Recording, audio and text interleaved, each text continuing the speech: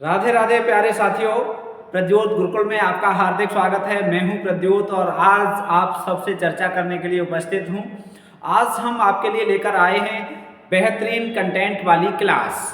जी हां, आज हम आपके लिए कंटेंट वाली क्लास लेकर आए हैं जिसमें हम आपको भी परखेंगे और हम आपको कुछ नया भी सीखने के लिए अवश्य देंगे। ठीक है, तो आप सीखने से न डरें। एक अच्छे विद्यार्थी की यही पहचान होती है कि वो अधिक से अधिक सीखे और नया सीखने के लिए प्रयासरत रहे, प्रयत्न करे कि हमें हर दिन कुछ न कुछ नया सीखना है। और जो नए सीखने से डरते हैं वो सफलता के पास नहीं जा सकते, ऐसा मेरा मानना है। मेरा व्यक्तिगत विचार है कि जो नया सीखने से डर रहे हैं, समझ लीजिए वो परीक्षा से डर रहे हैं, वो सफलता से दूर हो रहे हैं। ये मेरा व्यक्तिगत मानना है।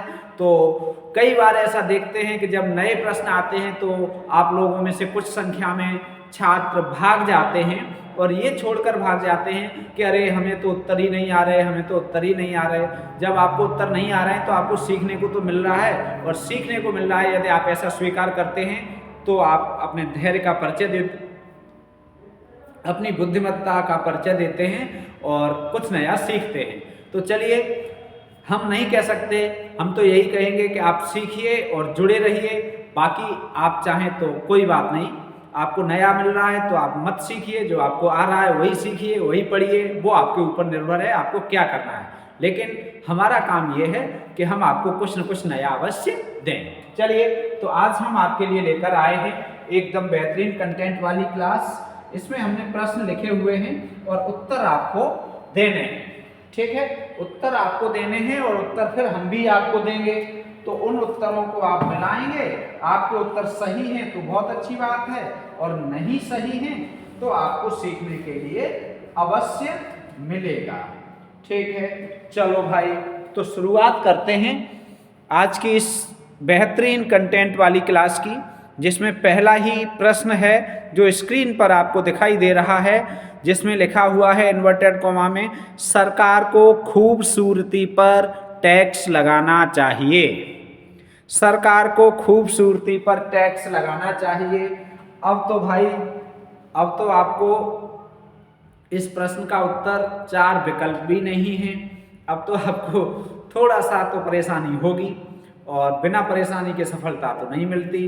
परेशानी है, कोई बात नहीं, आपको आ रहा है तो उत्तर दीजिए, नहीं आ रहा है तो भी उत्तर दीजिए कि इसका उत्तर ये हो सकता है। सही जाएगा तो ठीक है, नहीं जाएगा तो कौन सा आपको कोई बांधे ले रहा है कि आपका गलत हो गया, या आपका ताज छिन रहा है कि आप बहुत होशियार थे और आपका उत्तर गलत हो गया।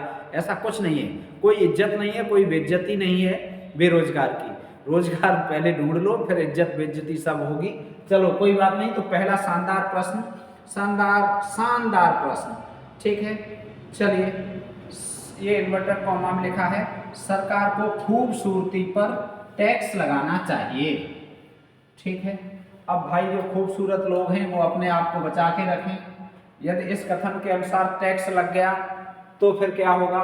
सरकार को खूबसूरती पर टैक्स लगाना चाहिए। उपयुक्त कथन किसका है? बता दीजिए, उपयुक्त कथन किसका है? बहुत शानदार कथन है। वैसे तो ये किसी कहानी में से लिया गया है या एकांकी नाटक आदि किसी भी विधा में से लिया गया है, लेकिन यहाँ आपको सिर्फ उसका लेखक का नाम बताना है। ये बहुत सरल बात है। ठीक है, चलिए, बहुत बढ़िया, बहुत शानदार। सरकार को खूबसूरती पर टैक्स लगाना चाहिए।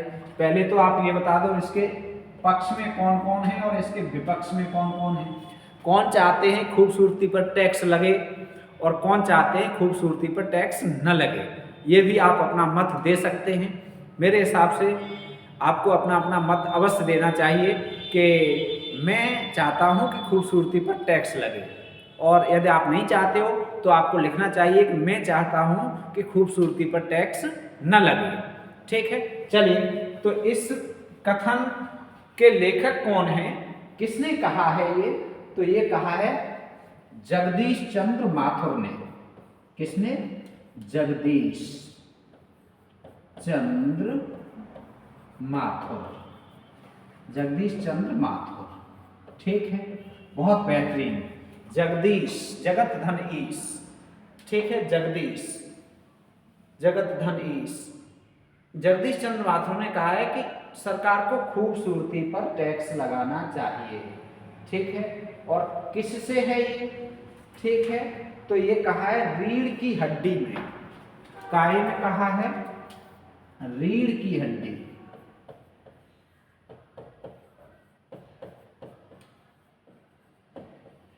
ठीक। पहला प्रश्न हो गया, ठीक है, संख्या आप नोट करते चलिए। दूसरा, लोग इत्र चिपड़कर फोटो खिंचवाते हैं जिससे फोटो में खुशबू आ जाए। वाह भाई वाह, कितना शानदार कथन है। देखो, आपको देखकर ही पता लग रहा होगा कि कितना बेहतरीन कंटेंट है। बाकी आप चाहे कहीं भी घूमते रहो, भटकते रहो, लेकिन आपको बेहतरीन कंटेंट तो हम देंगे जो आपको परीक्षा के लिए भी उपयोगी होगा, आपकी समझ को विकसित करने के लिए भी उपयोगी होगा, और आपको जीवनोपयोगी भी होगा, ठीक है, हर तरह से उपयोगी होगा ऐसा कंटेंट। लोग इत्र चिपड़कर फोटो खिंचवाते हैं जिससे फोटो में खुशबू आ जाए। ये कथन किसका है? अब बताओ, ये कथन किसका है? बताओ, ये कथन किसका है? लोग इत्र चिपड़कर फोटो खिंचवाते हैं जिससे फोटो में खुशबू आ जाए। मतलब किसी पार्टी में जाते हो, सेंट लगाई, इधर से सेंट लगाई, इधर से सेंट लगाई, और फिर फोटो खिंचवाते हो। फोटो में खुशबू आ सकती है? नहीं। कागज़ में खुशबू आ सकती है? नहीं। कागज़ के फूल में खुशबू आ सकती है? नहीं। खुशबू तो किरदार में आएगी, खुशबू तो शिक्षा से आएगी। विनय ही मनुष्याणाम भूषणम, मनुष्यों का आभूषण विनम्रता ही होती है। विद्या ही मनुष्याणाम भूषणम, मनुष्य का आभूषण विद्या है, विनय है। और यदि आप विनम्र आचरण करते हैं तो आपके आभूषण बहुत अच्छे हैं, और आपका व्यवहार विनम्र नहीं है तो सारे आभूषण बेकार हैं। कितना भी इत्र लगा लो, खुशबू नहीं आएगी। खुशबू तो बस योग्यता से आएगी, खुशबू तो बस सफलता से आएगी, खुशबू तो बस शिक्षा से आएगी। और शिक्षा प्राप्त करोगे, अच्छी शिक्षा प्राप्त करोगे तो ऐसी खुशबू दसों दिशाओं में जाती है। ध्यान रखें, यदि आप पढ़ेंगे और पढ़कर सफल होंगे, ठीक है, कुछ नया करेंगे, समाज का हित करेंगे, तो आपकी खुशबू दसों दिशाओं में फैलेगी। और यदि आप इत्र लगाएंगे तो क्या होगा?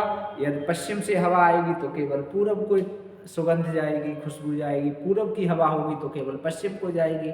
हवा उत्तर से आएगी तो दक्षिण को खुशबू जाएगी, और वो भी खुशबू नगण्य है यदि आपका किरदार अच्छा नहीं है, ठीक है। चलिए, तो क्या है, लोग इत्र चिपड़कर फोटो खिंचवाते हैं जिससे फोटो में खुशबू आ जाए। ये कथन है हरिशंकर परसाई का। हरिशंकर जाने माने व्यंग्यकार, हरिशंकर परसाई का, ठीक है, हरिशंकर परसाई का। और किससे है, कहाँ से लिया गया है, तो आप चर्चा करेंगे, तब आप चर्चा करेंगे लेखक प्रेमचंद के फटे जूते। प्रेमचंद के फटे जूते, ठीक है, प्रेमचंद के फटे जूते। बोलिए, अब है नई दिल्ली में सब था बस नाक नहीं थी। वाह भाई वाह, नई दिल्ली से तो हम आ ही रहे कल। नई दिल्ली में सब कुछ था बस नाक नहीं थी। नई दिल्ली में सब कुछ था बस नाक नहीं थी। ये तो बहुत शानदार हो गया। नई दिल्ली में सब कुछ था पर नाक नहीं थी। बताइए, कथन किसका है? बताओ, ये कथन किसका है? नई दिल्ली में सब कुछ था बस नाक नहीं थी। बताओ, तो नई दिल्ली में सब कुछ था बस नाक नहीं थी, ये बहुत महत्वपूर्ण कथन ये है। यहाँ जगह कम है। ये है कमलेश्वर का। किसका है? कमलेश्वर का। जगह बढ़ सकती है, बढ़ जाए तो देख लो भैया। नई दिल्ली में सब कुछ था पर नाक नहीं थी। नहीं बढ़ रही, कोई बात नहीं, जितनी है इसी में लिखेंगे। कमलेश्वर का। ये कथन किसका है? कमलेश्वर, ठीक, कोई बात नहीं। ये कथन है कमलेश्वर का। अब किससे है? जॉर्ज पंचम की नाक। जॉर्ज पंचम की नाक। नाक से संबंधित मुहावरों को व्यंग्यात्मक रूप से इन्होंने व्यक्त किया है। जॉर्ज पंचम की नाक। नई दिल्ली में सब कुछ था, नई दिल्ली में सब था, बस नाक नहीं थी। यह कथन किसका है? कमलेश्वर का है। ठीक है। दुख और सुख तो मन के विकल्प हैं। यह कथन किसका है? दुख और सुख तो मन के विकल्प हैं। ठीक है। कमलेश्वर के बारे में तो आप जानते ही हैं, नई कहानी के अगुआ रहे हैं ये कमलेश्वर जी। ठीक, ये भी जानते हैं। राजा निर्वंशिया, खोई हुई दिशाएं, 16 छतों वाला घर आदि इनके प्रमुख निबंध संग्रह हैं, कहानी संग्रह हैं, सॉरी। तो बहुत सारी चीज़ें आप जानते हैं। हम यहाँ कुछ तथ्यों पर ही बात करने के लिए उपस्थित हैं, जिनमें से एक तथ्य आपको हमने यहाँ पर नोट करा दिया है, वो ये कि दुख और सुख तो मन के विकल्प हैं। यह कथन किसका है? दुख और सुख कुछ नहीं है, मन के विकल्प हैं। ठीक है। तो ये कथन है आचार्य हजारी प्रसाद द्विवेदी जी का। किसका है? आचार्य हजारी प्रसाद द्विवेदी। ठीक। आचार्य हजारी प्रसाद द्विवेदी जी कहते हैं कि सुख और दुख कुछ नहीं है, दुख और सुख कुछ नहीं है, मन के विकल्प हैं। ठीक है। काय के विकल्प हैं? मन के। और कौन से निबंध से है? तो आप चर्चा में करेंगे कुटज। कुटज। ठीक। चलिए, तो द्विवेदी जी के बारे में आप बहुत कुछ जानते हैं, कोई बात नहीं, जानते रहो जानते रहो, ये तो आपका काम है जानना। एक कुत्ता और एक मैना के लेखक। अगला है, एक कुत्ता और एक मैना के लेखक कौन है? एक कुत्ता और एक मैना के लेखक। बोलो भाई बोलो, बोलो भाई बोलो, बोलो भाई बोलो। एक कुत्ता और मैना के लेखक, उत्तर दीजिए इसका। इसके लेखक हैं आचार्य हजारी प्रसाद द्विवेदी जी। कौन है? आचार्य हजारी प्रसाद द्विवेदी। आचार्य हजारी प्रसाद द्विवेदी। ठीक। स्त्री शिक्षा के विरोधी कुतर्कों का खंडन। स्त्री शिक्षा के विरोधी कुतर्कों का खंडन। इस निबंध के लेखक कौन हैं? बताइए। स्त्री शिक्षा के विरोधी कुतर्कों का खंडन, इस निबंध के लेखक कौन हैं? स्त्री शिक्षा के विरोधी कुतर्कों का खंडन।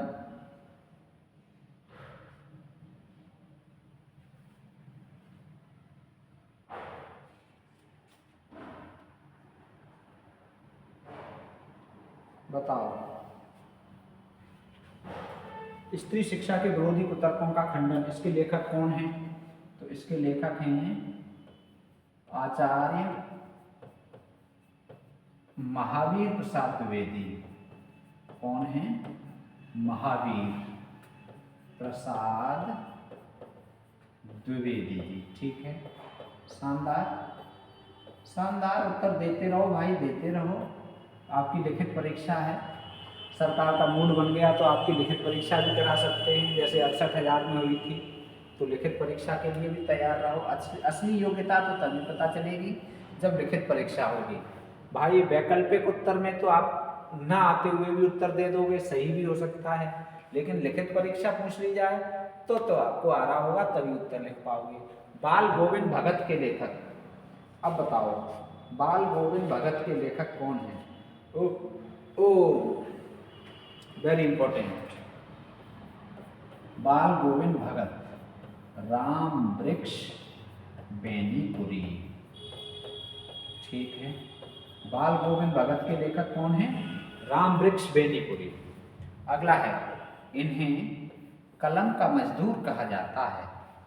ठीक है। इन्हें कलम का मजदूर कहा जाता है। तो कलम का मजदूर क्यों कहा जाता है? भाषा पर बहुत अच्छी पकड़ थी इनकी, इसलिए इन्हें कलम का मजदूर कहा जाता है। वो सॉरी, कलम का जादूगर, सॉरी, कलम का जादूगर किसे कहा जाता है? राम वृक्ष बेनीपुरी को। राम वृक्ष बेनीपुरी को। शाबाश, बहुत बढ़िया, शानदार। मियां नसीरुद्दीन शब्द चित्र के लेखक, मियां नसीरुद्दीन, इसकी विधा पूछी जाएगी तो ये शब्द चित्र है। मियां नसीरुद्दीन शब्द चित्र के लेखक कौन है? आप बता दीजिए भाई। मियां नसीरुद्दीन शब्द चित्र है, बताओ इसके लेखक कौन है? तो इसके लेखक हैं, लेखक की जगह है इसकी लेखिका, ठीक है। और लेखिका कौन है? कृष्णा सोबती, कृष्णा सोबती। कृष्णा सोबती ने लिखा है हम हसमत। क्या लिखा है? हम हसमत। उससे लिया गया है ये। कैसे लिया गया है? हम हसमत।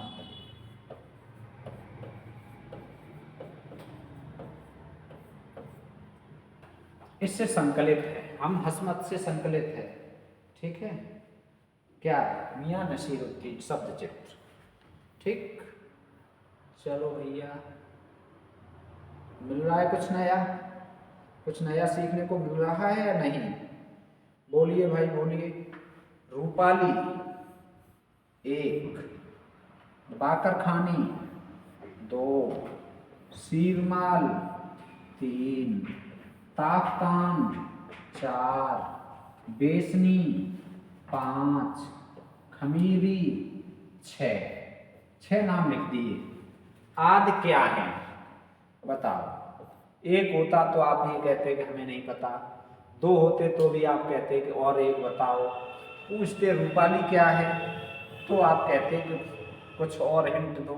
इसके हिंट में हमने कह दिया बाकरखानी क्या है, सीरमाल क्या है, ताफ्तान क्या है, बेसनी क्या है और खमीरी क्या है।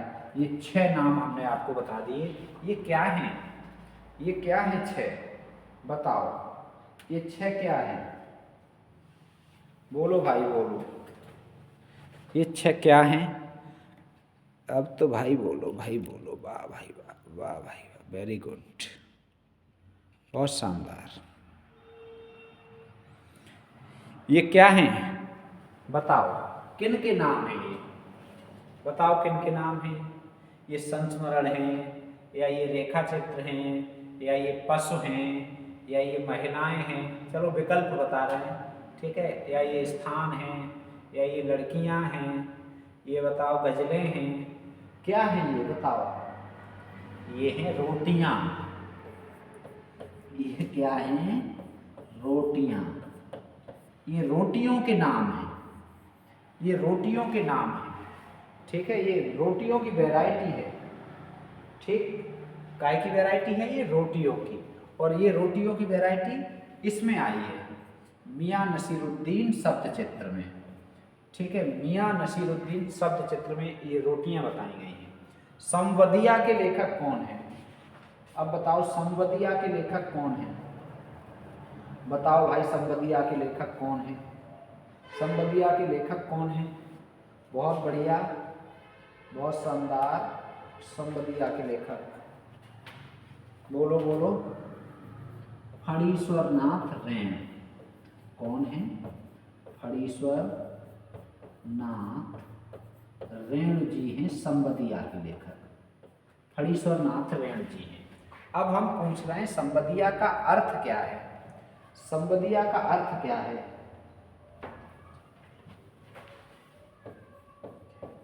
एक का संदेश दूसरे तक पहुंचाने वाला। एक का संदेश दूसरे तक पहुंचाने वाला। एक का संदेश दूसरे तक पहुंचाने वाला संवदिया, ठीक। चल अब देखो, पहलवान की ढोलक के लेखक कौन है? अगला प्रश्न है, पहलवान की ढोलक के लेखक कौन है? तो इसके लेखक भी हैं फणीश्वर नाथ रैण। कौन है? फणीश्वर नाथ रैण जी हैं, ठीक। अगला है, काले मेघा पानी दे, काले मेघा पानी दे, पानी दे घुड़दानी दे, काले मेघा पानी दे। बोलो किसका है ये? काले मेघा पानी दे, पानी दे, पानी दे। किसका है काले मेघा पानी दे? बोलो, इसके लेखक कौन है? डॉक्टर धर्मवीर भारती। ठीक है, कनुप्रिया वाले। ठीक, पुष्पा भारती के हस्बैंड। ठीक, पुष्पा भारती के गुरु। ठीक, जानते हैं आप, गुनाहों का देवता, 7 गीत वर्ष, ठंडा लोहा। स्त्री दर्पण पत्रिका की संपादक कौन थी? अगला, स्त्री दर्पण पत्रिका की संपादक कौन थी? ये बताओ भाई, स्त्री दर्पण पत्रिका की संपादक कौन थी? बहुत शानदार प्रश्न है, बोलो भाई बोलो, बताओ कौन थी? महादेवी वर्मा? नहीं, रामेश्वरी नेहरू। रामेश्वरी नेहरू। ठीक, स्त्री दर्पण पत्रिका की संपादक कौन थी? महादेवी वर्मा के किस निबंध संग्रह में भारतीय संस्कृत, भारतीय भाषा, संस्कृत और वाग्मय मतलब साहित्य की चर्चा की गई है? कौन से निबंध संकलन में की गई है चर्चा? बताओ। महादेवी वर्मा के किस निबंध संकलन में भारतीय भाषा, संस्कृति और वाग्मय की चर्चा की गई है? बोलो बोलो बोलो भाई, बोलो बोलो बोलो भाई, बोलो, बहुत शानदार। कौन से में की गई है? तो ये की गई है संभाषण। संभाषण निबंध संकलन में ये चर्चा की है भारतीय भाषा पर, संस्कृति पर और साहित्य पर। ठीक, छायावादी लेखकों की संस्था साहित्यकार संसद का प्रधानमंत्री कौन था? छायावादी लेखकों की संस्था है साहित्यकार संसद। ठीक है, ये किसने साहित्यकार संसद स्थापित की थी? महादेवी वर्मा जी ने। तो इसका प्रधानमंत्री कौन था? प्रधानमंत्री, इस संसद का प्रधानमंत्री। ठीक है, इस संसद का प्रधानमंत्री कौन थे? बताओ। प्रधानमंत्री थे सूर्यकांत त्रिपाठी निराला। इस संसद के प्रधानमंत्री थे। ठीक, चलो। मेरे बचपन के दिन, मेरे बचपन के दिन 2 बार लग गया है, के दिन, मेरे बचपन के दिन। ठीक, मेरे बचपन के दिन के लेखक, मेरे बचपन के दिन के लेखक कौन है? बहुत बढ़िया है, मेरे बचपन के दिन, मेरे बचपन के दिन के लेखक की जगह कर लो लेखिका। कौन? महादेवी वर्मा। महादेवी वर्मा, मेरे बचपन के दिन, इसकी लेखिका कौन है? महादेवी वर्मा है।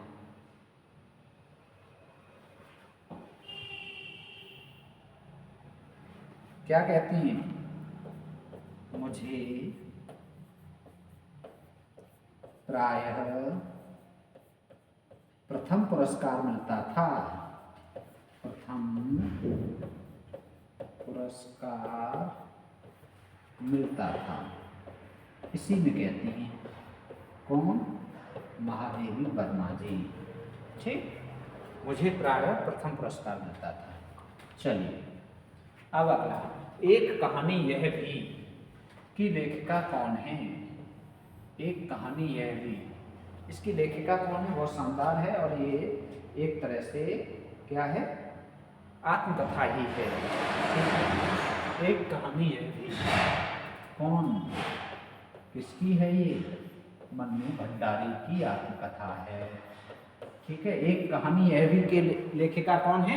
मन्नू भंडारी। अब है रजनी निर्मला स्वामी दर्पण। ये क्या है? रजनी निर्मला स्वामी दर्पण, ये क्या है? रजनी निर्मला स्वामी दर्पण क्या है ये? बताइए। तो ये हैं पटकथाएं। क्या है ये? पटकथाएं। ठीक, उत्तर हो गया पटकथाएं। अब ये पटकथाएं किसने लिखी? बहुत महत्वपूर्ण है। ये पटकथाएं किसने लिखी हैं? तो ये पटकथाएं लिखनी हैं मन्नू भंडारी ने। किसने लिखी हैं? मन्नू भंडारी ने। ठीक, पटकथाएं। अगला है ये दिल्ली में बम बनाते हुए पकड़े गए। ये दिल्ली में बम बनाते हुए पकड़े गए। कौन पकड़े गए भाई? ये दिल्ली में बम बनाते हुए पकड़े गए। कौन? यशपाल। कौन? यशपाल। और भाई बम बनाते हुए पकड़े गए, जेल में डाल दिए गए। क्या हुआ? बम बनाते हुए पकड़े गए, जेल में डाल दिया। और जेल में भी प्रकाशवती से विवाह कर लिया। प्रकाशवती कपूर से विवाह कर लिया जेल में ही। किसने? यशपाल ने। भाई देख लो, जेल में डाल दिया तो जेल में ही विवाह कर लिया। तो फिर जेल में विवाह पर पाबंदी लगा दी गई कि अब कोई जेल में विवाह नहीं करेगा। इन्होंने तो जेल में ही विवाह कर दिया, यशपाल जी ने। चलो अगला, मैं क्यों लिखता हूँ के लेखक। मैं क्यों लिखता हूँ के लेखक। अब ये कौन जाने, जिसे कोई न जाने। सच्चिदानंद हीरानंद वात्स्यायन अज्ञे। ठीक है, किसका है? अज्ञे जी का है। बाजार दर्शन। बाजार दर्शन के लेखक कौन है? बताओ, बाजार दर्शन के लेखक कौन है? बहुत बढ़िया है, जैनों के इंद्र, जैनेन्द्र। बाजार दर्शन, जैन धन इंद्र, जैनेन्द्र।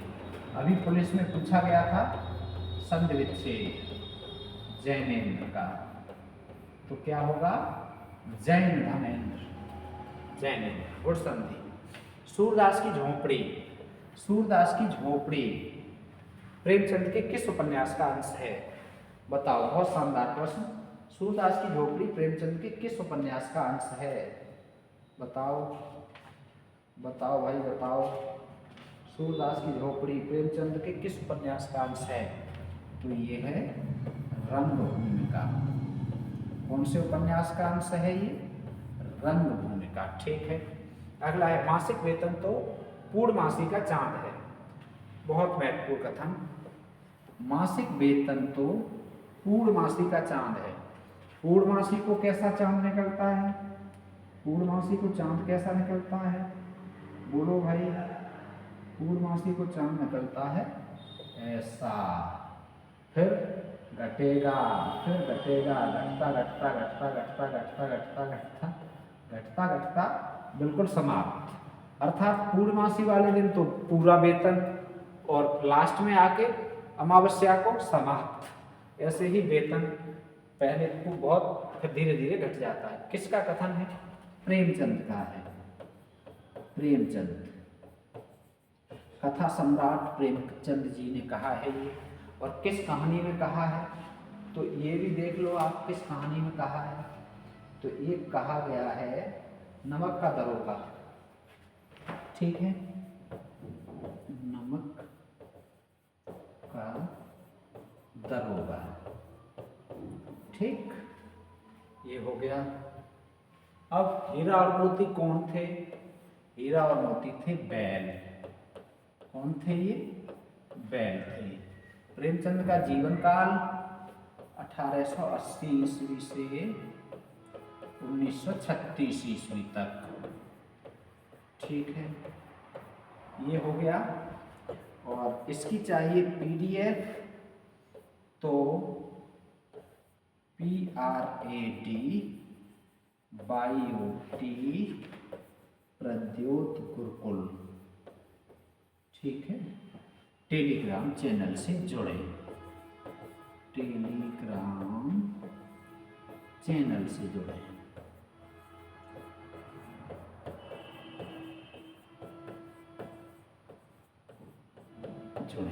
ठीक, वीडियो देखने के लिए धन्यवाद। कमेंट और लाइक करने के लिए बहुत बहुत धन्यवाद। आज की क्लास में इतना ही। मिलेंगे फिर एक बेहतरीन क्लास के साथ। स्वस्थ रहें, मस्त रहें और व्यस्त रहें। हिंदी पढ़ें और पढ़ाते रहें। जय हिंदी, जय भारत, राधे राधे कहते रहें।